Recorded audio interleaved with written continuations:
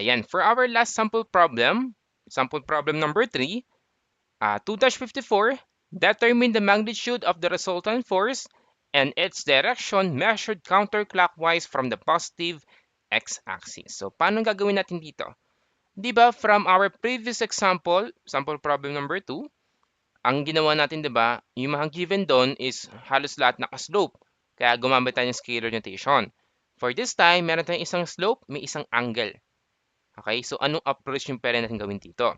So, this time, pwede tayong magdiretso na lang na summation ng forces na lang. Okay? So, let's say, meron tayong summation ng forces. So, let's assume muna ito ay to the right positive, yung ating fx. So, meron tayo ditong frx, resultant force ng x component, equal lang po yan kay summation ng forces along x. Pareho lang po yan. Kasi ang pinagkaiba lang, ano lang, yung tawag lang. Kasi ang resultant force, this is the summation of all the forces along x. Ang summation naman ng forces along x, ganun din naman. Ipag-add mo lahat ng forces along x. So, pareho lang po silang ibig sabihin. Okay? So, meron tayo ditong F or X, the resultant force along x component. So, unahin natin kay F1. So, si F1, kapag gagawa tayo dito ng x and y component, this is the y component, F1y. This is the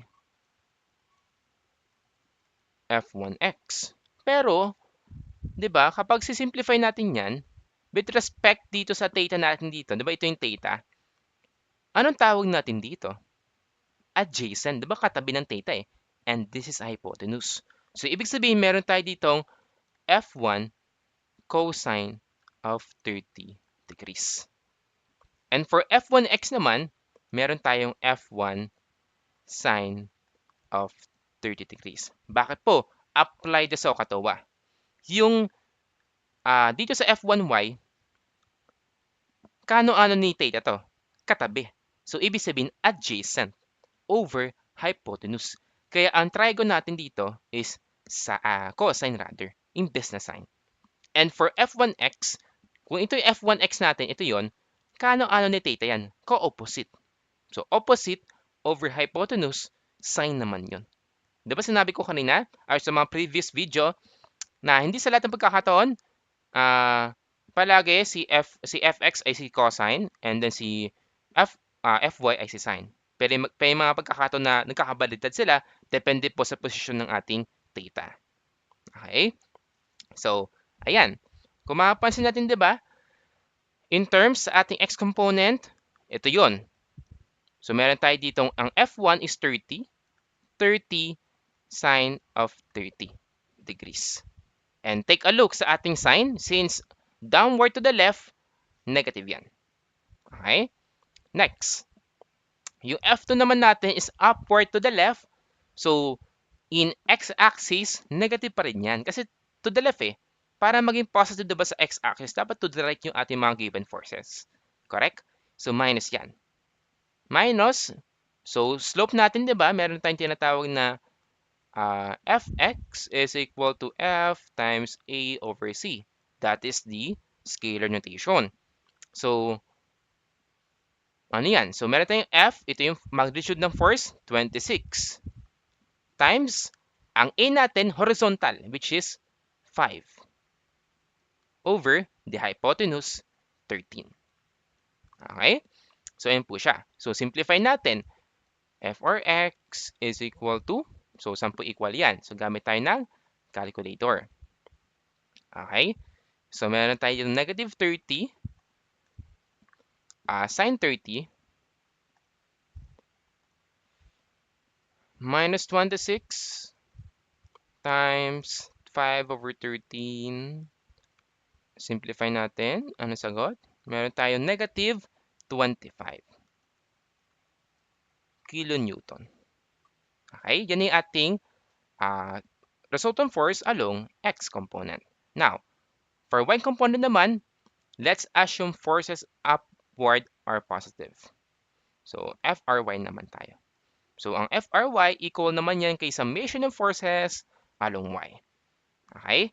So, FRY is equal to, yung F1 naman, again, downward to the left yung ating direction. Ibig sabihin, negative yan with respect to y-axis.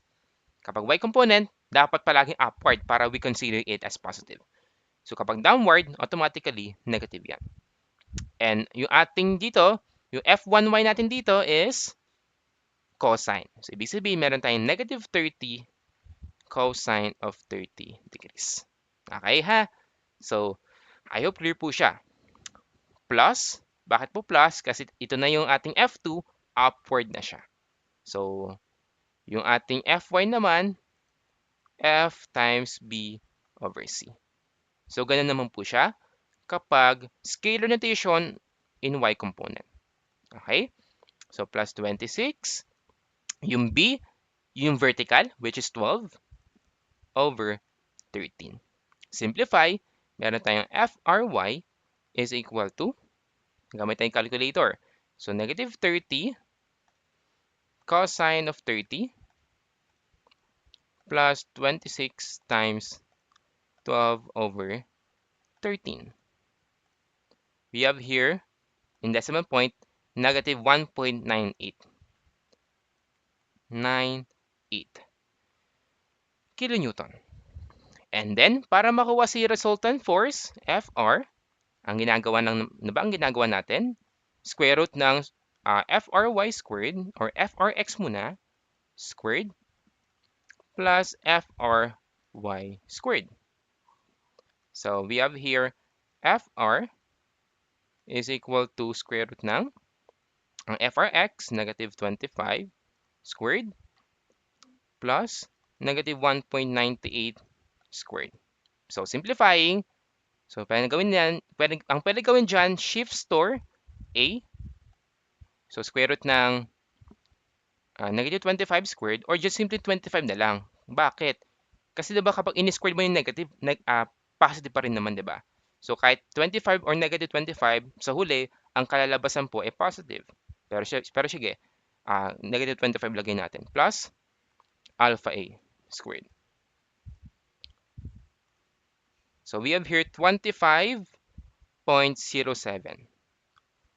So, we have here Fr is equal to 25.08 kilonewton. So, ito po yung ating sagot. This is our first answer. Okay? Okay po?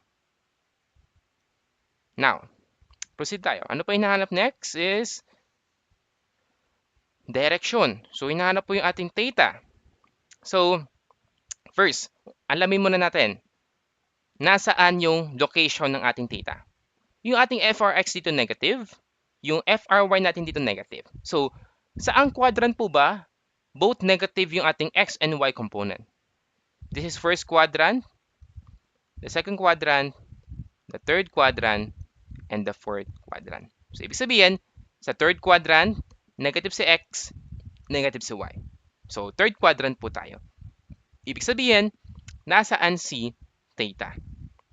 So, let's say, para ba? Let's say, nandito muna si, or di ko sasabihin theta, gawin natin phi. So, again ha, from x-axis tayo. Ayan. So, ito yung ating phi. Okay? Para makuha si phi, of course, we need to apply the arctangent formula. So, meron tayo ditong arctangent formula.